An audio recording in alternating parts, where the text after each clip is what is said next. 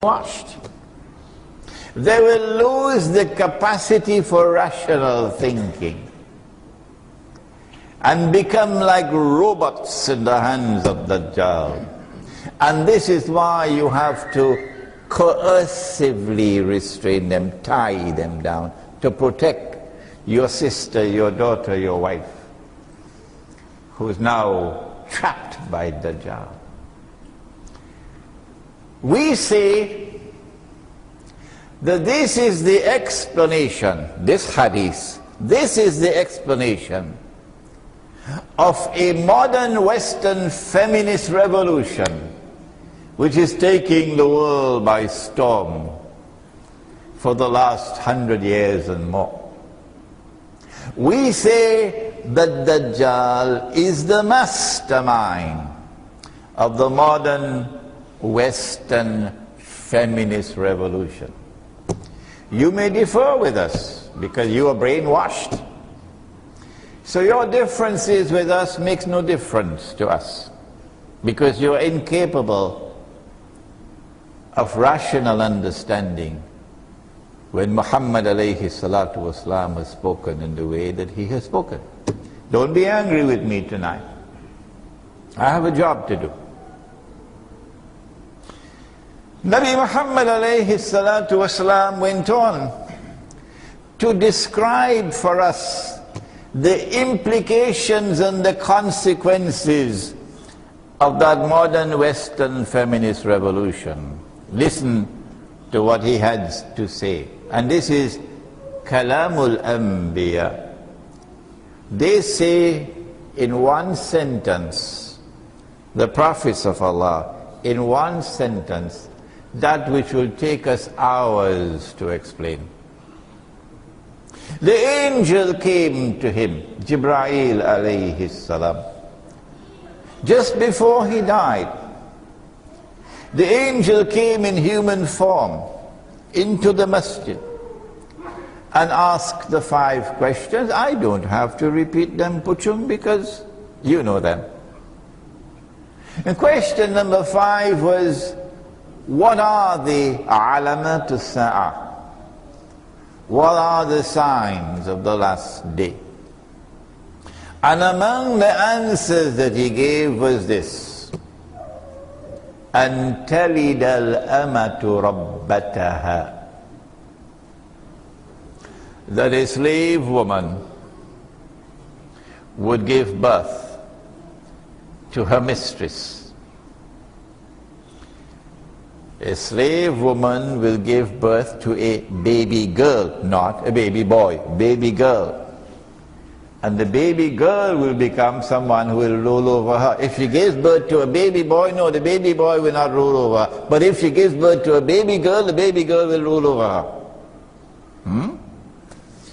From this hadith we know that there is slavery in Akhirul Zaman. And it is a worse slavery than they experience in Medina. Because in Medina, Nabi Muhammad alayhi salatu wasalam responded to that slavery in the Arab economy by saying these words. He said, give your slave to eat what you yourself eat, and give your slave the clothes to wear that you yourself wear. So this slave is not subhuman, not an animal. This slave is a human being whose humanity is recognized and respected. And so when you dismantle slavery,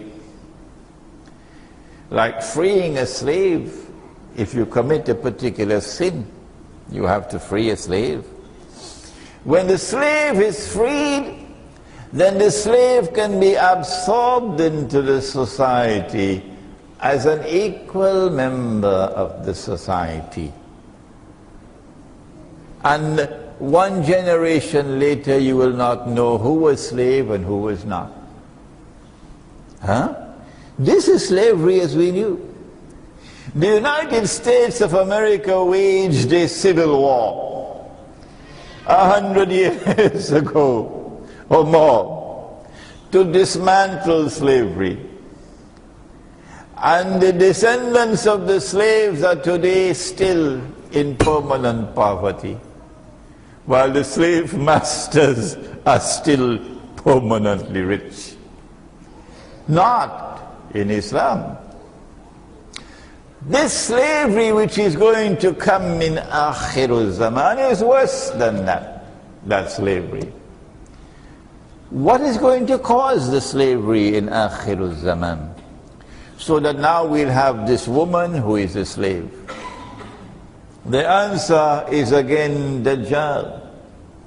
He said, sallallahu ta'ala alayhi wasallam, that in the age of Dajjal, the world will witness kathratul riba, the universal prevalence of riba. Riba is something so bad, so bad, so bad, that when the Kaaba was washed away in a flood, and the idol-worshipping Arabs had to reconstruct the Kaaba, we were told in the Sirah that they laid down the law: we will not take any money from any banker. Oh, not banker. No riba money. No riba money will be accepted. Today, the money lender is the banker. When time comes to get the donation for the masjid, brother, just write the check. That was then. And they worship idols. And this is now, and we say we worship Allah. Riba is so terrible that the very last revelation of the Quran to come down was on riba. The very last one. And in that revelation, Allah subhanahu wa ta'ala declared war. فَأَذَنُوا بِحَرْبٍ مِّنَ اللَّهِ وَرَسُولِهِ. War from Allah, war from His Messenger. And therefore we, you and I, have an obligation to wage war, to eliminate riba. Riba is so bad that Nabi Muhammad alayhi salatu wasalam cursed all four. And he said that they are all equally guilty. The one who takes riba, the one who gives riba, the one who records the transaction, and the two witnesses. And yet, we go to the bank and we borrow money on interest to build a house, to buy a house. Shame on us. And we go to the bank to borrow money on interest to buy a car. Wait a minute. Some people make Hajj now with a bank loan on interest. Shame on this ummah. Shame on this ummah. The curse of the Prophet is upon you. Does that not affect you? The Prophet said, and of course you know riba is borrowing and lending money on interest. But there's another form of riba as well. Here it is. Got it right here. You must have seen this sometime in your life. A piece of paper. And you print a picture on it. And the scholars of Islam must have the freedom to preach Islam. If we don't have the freedom to preach Islam, then we must make hijrah to a place where we have the freedom to preach. You take a piece of paper and you print a picture and you put a number on it. And then you give to this piece of paper an entirely fictitious value. What is fictitious in Bahasa? Huh? Huh? Mohim, Rohin, Dongin, whatever it is. You give to this piece of paper an entirely fictitious value. You have created wealth out of nothing? Huh? Did you hear that? But only Allah does that. Only Allah does that. So now you are committing shirk. And when we accept it and we use it, we are also now a part of the shirk. Perhaps now we might understand the hadith that, we just finished this, that 999 out of every 1,000 will enter into the hellfire. This paper is part of the cause for Indonesia being in slavery today, and Bangladesh being in slavery today, and Pakistan being in slavery today, and Egypt being in slavery today. This functions as an instrument of riba. The Prophet said, sallallahu ta'ala alayhi wa sallam, whether riba is big or small, the result is still the same: poverty and destitution. Permanent poverty and permanent destitution. The rich permanently rich and growing richer. The poor permanently poor and going down into slavery. But we have this subject for 2 nights from now, Tuesday night. Someone will make an announcement where that lecture will take place on the prohibition of riba in the Quran and Sunnah, so we don't need to explain riba anymore tonight. But because of riba, she is a slave woman. And now we want to understand why did he say, sallallahu ta'ala alayhi wa sallam, that a slave woman will give birth to her mistress. For this, we have to go again to the hadith, in which Nabi Muhammad alayhi salatu wasalam prophesied about Akhirul Zaman, that women would dress like men. That's an amazing thing. Huh?